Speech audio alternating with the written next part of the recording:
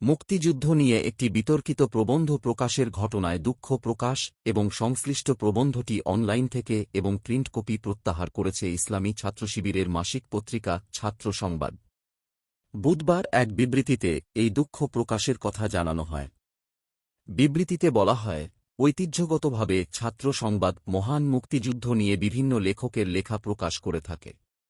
পত্রিকাটি মহান স্বাধীনতা দিবস ও বিজয় দিবস নিয়ে বিশেষ সংখ্যাও প্রকাশ করে যাচ্ছে দীর্ঘদিন ধরে। এরই ধারাবাহিকতায় গত ডিসেম্বর ২-৪ সংখ্যায় মুক্তিযুদ্ধ নিয়ে বেশ কয়েকটি লেখা প্রকাশ করে।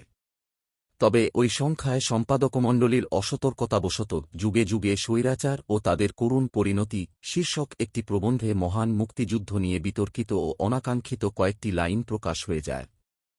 এ বিষয়ে ছাত্র সংবাদের পরিষ্কার বক্তব্য, মহান মুক্তিযুদ্ধকে বিতর্কিত করে এমন একটি অনাকাঙ্ক্ষিত প্রবন্ধ প্রকাশে ছাত্র সংবাদ আন্তরিকভাবে দুঃখ প্রকাশ করছে এবং বিতর্কিত এই প্রবন্ধটি অনলাইন থেকে প্রত্যাহার করে নিচ্ছে।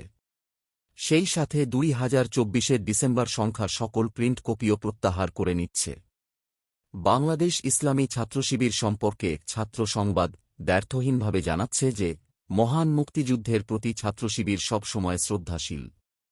১৯৭৭ সালে প্রতিষ্ঠার পর থেকে দেশের স্বাধীনতা রক্ষায় সকল গণান্দোলনে ছাত্রশিবির সবচেয়ে বেশি রক্ত দিয়েছে।